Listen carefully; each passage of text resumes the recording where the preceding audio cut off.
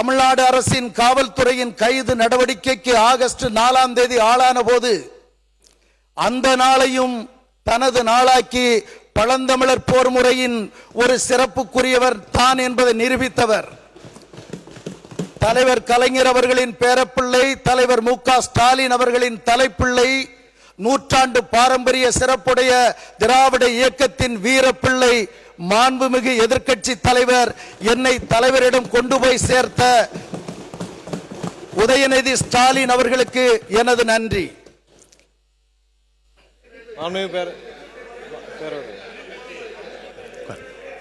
முடிக்கட்டும்.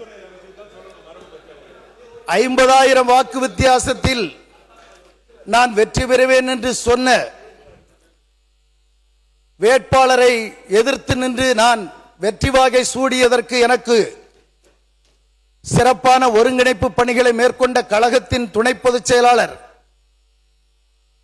மரியாதைக்குரிய கழகத்தின் நாடாளுமன்ற குழு தலைவர் அக்கா கனிமொழி கருணாநிதி அவர்களுக்கும், திமுக தலைமையிலான மதச்சார்பற்ற முற்போக்கு கூட்டணியில் அங்கம் வகித்து எனது வெற்றியை உறுதி செய்து தந்த அனைத்து செயல் மாமணிகளுக்கும் இந்த அவையில் எனது நன்றியை தெரிவிக்கின்றேன். பட்ஜெட் உரையில் பேசுகிறேன். மாண்புமிகு நிதியமைச்சர் அவர்கள் தென்கோடி முனையில் பழந்தமிழர் பூமியான எங்கள் குமரி மாவட்டத்தின் மாப்பிள்ளை என்கிற முறையில் அவருக்கு எனது மதிப்பை பதிவு செய்கின்றேன். ஆனால் அவர் தன்னுடைய உரை வீச்சை பட்ஜெட்டை வாசிக்கிற போது நான் ஒரு சொற்பொழிவாளன் என்கிற முறையிலும் தமிழ் ஆர்வலன் என்கிற முறையிலும் உன்னிப்பாக கவனித்தேன். அவர் ஆங்கிலத்தில் பெரும்புலமை பெற்றவராக இருப்பார் என்று நினைக்கிறேன். ஆங்கில உச்சரிப்பு மிக நேர்த்தியாக இருந்தது. தமிழில் பல சொற்றொடர்களை அவர்கள் பேசாமல் விட்டுவிட்டார்கள். சில சொற்றொடர்கள் இலக்கண பிழையாக அமைந்தது. இதை குறையாகவோ குற்றச்சாட்டாகவோ இந்த அவையில் நான் வைக்க விரும்பவில்லை. நமது பள்ளிக்கல்வித்துறை அமைச்சர் அவர்கள் தனது கட்சிக்காக வெகு சிறப்பாக வாதாடி பலம் சேர்க்கிறார் என்பதை நாங்கள் காண்கிறோம். நீங்கள் நமது நிதியமைச்சர் அவர்கள் வருங்காலத்தில் அந்த பிழையின்றி பட்ஜெட் வாசிக்கக்கூடிய வாய்ப்பு அவருக்கு இருக்குமேயானால் நீங்கள் அதற்கான முயற்சிகளை செய்ய வேண்டும் என்று பணிவோடு நான் கேட்டுக்கொள்கின்றேன். இந்த நிதிநிலை அறிக்கையின் 43வது பக்கத்தில் இந்திய மருத்துவத்துறையில் தமிழ்நாடு கண்டிருக்கின்ற சாதனை பட்டியலிடப்பட்டிருக்கிறது. அதிலே 1000 பிறப்பு நேர்ந்தால் 11 இறப்பு தான் இருக்கிறது என்று சுட்டிக்காட்டப்பட்டுள்ளது.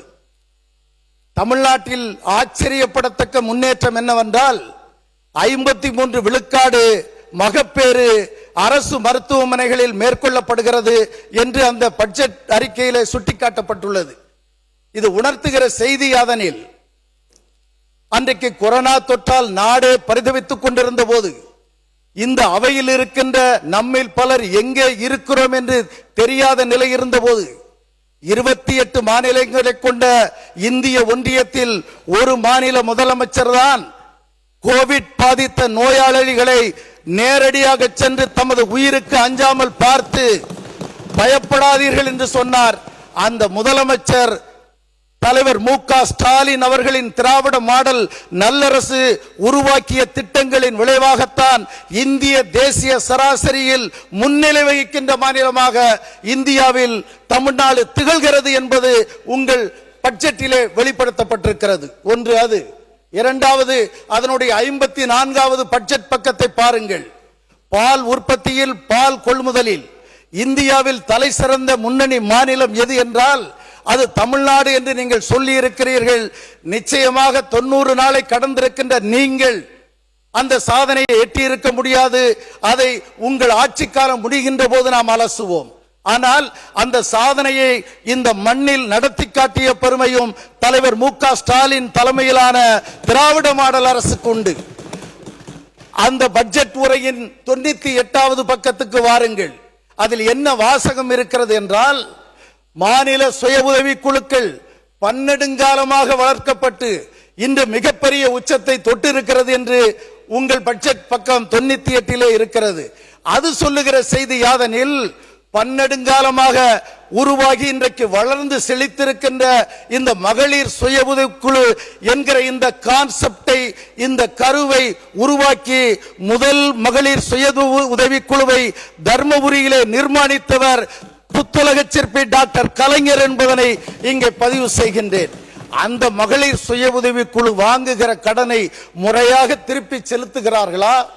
திருப்பி செலுத்துகிற அவர்களின் அந்த திறன் எந்த அளவிற்கு இருக்கிறது என்பதற்கு முறையான பயிற்சி அளித்து தன்னுடைய கட்சியின் இளைஞரணிக்கு கொடுத்த முக்கியத்துவத்தை விட அந்த மகளிர் சுய உதவி குழுக்களுக்கு பெரும் முக்கியத்துவம் கொடுத்து மாண்புள்ள சுய உதவி குழுக்களாக வளர்த்த பெருமை ஊரக வளர்ச்சித்துறை அமைச்சராகவும் துணை முதலமைச்சராகவும் முதலமைச்சராகவும் உயர்ந்த தலைவர் மு.க. ஸ்டாலின் அவர்களுக்கே இருக்கின்ற தனிப்பெருமை என்பதைத்தான் உங்கள் பட்ஜெட்டிலே அந்த வாசகம் குறிப்பிடுகிறது.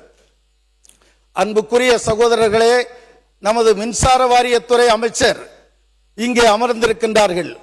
என்னை போலவே நமது மின்துறை அமைச்சர் சட்டத்துறையும் கையிலே வைத்திருக்கின்றவர் ஒரு வேளாண் குடியிலே பிறந்தவர் தான். 2,23,97,712 மின் இணைப்புகள் நமது நாட்டில் இலவசமாக மும்முனை மின்சாரம் வழங்குவதற்காக இருக்கிறது என்று பட்ஜெட்டிலே இடம்பெற்றிருக்கிறது. அந்த 23,97,712 மின் இணைப்புகள் சரி. நீங்கள் எத்தனை கடந்த 5 ஆண்டுகளில் திராவிட முன்னேற்ற கழக ஆட்சியில் 2 லட்சம் மின் இணைப்புகள் வழங்கப்பட்டிருக்கின்றன. அதையும் சேர்த்து அந்த கணக்கு சரி என்று நான் வருகிறேன். உங்கள் ஆட்சியில் இந்த ஓராண்டுக்கு எத்தனை மின் இணைப்புகள் வழங்கப் போகிறீர்கள் என்கிற செய்தி பொது பட்ஜெட்டிலும் இல்லை, வேளாண்மை பட்ஜெட்டிலும் குறிப்பிடவில்லை. ஒருவேளை உங்கள் மின்சார பட்ஜெட்டிலே குறிப்பிடக்கூடும் என்று நான் எதிர்பார்த்து காத்திருக்கிறேன். அதிலே ஒரு உட்பிரிவாக உங்களுக்கு சொல்ல விரும்புகிறேன். ஜனவரி மாதத்தில் திராவிட முன்னேற்ற கழக அரசு கொஞ்ச பேருக்காவது அந்த இணைப்பை வழங்கி விடுவோம் என்கிற ஆசையில் தட்கல் முறையில் விண்ணப்பிப்பவர்களுக்கு வழங்கலாம் என்று முடிவெடுத்து ஒரு அறிவிப்பை செய்தது. பிப்ரவரி மாதமே நம்முடைய தேர்தல் பணிகள் தொடங்கிவிட்ட காரணத்தினால் மீண்டும் திராவிட முன்னேற்ற கழக ஆட்சி மலர்ந்து ஜூன் மாதத்திலே அது வழங்கக்கூடிய வாய்ப்பு இல்லாமல் போய் தமிழக வெற்றி கழகத்தின் ஆட்சி நடந்து கொண்டிருக்கிறது. ஒரு ஏழ்மையான சிறு விவசாய குடும்பத்தில் பிறந்தவன் என்கிற முறையில் தமிழ்நாடு அரசுக்கு, மாண்புமிகு முதலமைச்சர் அவர்களுக்கு, மாண்புமிகு மின்துறை அமைச்சருக்கு பணிவோடு தெரிவிக்க விரும்புகிறேன். 67,000 பேர் காதில் கழுத்தில் கிடக்கின்ற சின்னஞ்சிறு தங்க நகைகளை அடகு வைத்து அந்த தட்கல் விண்ணப்பத்திற்கு காத்திருக்கிறார்கள். விவசாயிகளுக்குத்தான் தெரியும் தட்கல் அந்த மின் மோட்டாருடைய பெருமை, விவசாயிகளுக்குத்தான் தெரியும். அந்த 67,000 பேருக்கு வழங்குவதற்கான முயற்சியை எடுக்க வேண்டும் என்று ஏராளமான விவசாயிகள் எனக்கு தொடர்பு கொண்டு சொல்லி இருக்கிறார்கள். நமது வேளாண்மை துறை அமைச்சர் திருநெல்வேலிக்கு வந்து வேளாண் அந்த ஆலோசனை கூட்டத்திற்கு வந்த போதும் விவசாயிகள் அதை வலியுறுத்தினார்கள். நானும் அதை வலியுறுத்தி அமைச்சருக்கு முன்னாலே பேசினேன் என்பதை நினைவூட்டுகிறேன். அதற்கான வாய்ப்பினை நீங்கள் உருவாக்கி தர வேண்டும் என்று இந்த நேரத்திலே கேட்டுக்கொள்கிறேன். போக்குவரத்து வசதி என்பது அந்த இன்ஃப்ராஸ்ட்ரக்சர் மிகவும் அவசியமான ஒன்று. 11,000 பேருந்துகளை திராவிட மாடல் ஆட்சியில் 11,000 பேருந்துகளுக்கு இலக்கு நிர்ணயித்து டெண்டர் விட்டு 9,000 பேருந்துகளை 5 ஆண்டுகளில் இயக்கி முடித்து விட்டார்கள். 2,000 பேருந்துகள் கட்டுமான பணி நடைபெற்றுக் கொண்டிருக்கிறது. அது நமது தமிழ்நாடு முதலமைச்சர் அவர்கள் சில மாதங்களிலே அதை இயக்கக்கூடும். அந்த பேருந்துகள் அவ்வாறு இருந்தால் உங்கள் ஆட்சியில் ஓராண்டு காலத்திற்கு எத்தனை பேருந்துகளை உங்கள் நிதியில் இந்த ஆண்டுக்கான நிதியில் இயக்கப் போகிறீர்கள் என்கிற தகவல் அதில் இல்லை. ஒரு தகவல் இருக்கிறது, 1000 மின் பேருந்துகளை தனியார் ஒத்துழைப்போடு சென்னை பட்டணத்தில் இயக்குவோம் என்று குறிப்பிட்டிருக்கிறீர்கள். அதை வரவேற்கிறேன். ஆனால் 8 மண்டலங்களாக இருக்கின்ற போக்குவரத்து கழகத்திற்கு இந்த ஆண்டில் தாவேக அரசின் பங்களிப்பு என்ன என்கிற செய்தி அதில் இடம்பெறவில்லை என்பதை சுட்டிக்காட்ட விரும்புகிறேன். நிறைவாக நமது நீர்வளத்துறை அமைச்சர் அவர்களிடம் ஒரு சிறப்பு என்னவென்றால், நாங்கள் தெற்கு திருநெல்வேலி பகுதி, தென்காசி பகுதியில் இருந்து உங்களை பார்க்கிறோம். நாங்கள் சென்னை தமிழை பேச வைத்து ரசிப்பது உண்டு, கொங்கு நாட்டு தமிழை நண்பர்களை பேச வைத்து ரசிப்பது உண்டு. நீங்கள் கட்சி பிரச்சார மேடையிலே பேசியவற்றை நான் கேலியாகவோ கிண்டலாகவோ சொல்லுகிற இயல்புடையவன் அல்ல. உங்களுடைய அந்த சென்னை தமிழை சில நேரம் நாங்கள் ரசித்து பார்ப்பது உண்டு. ஆனால்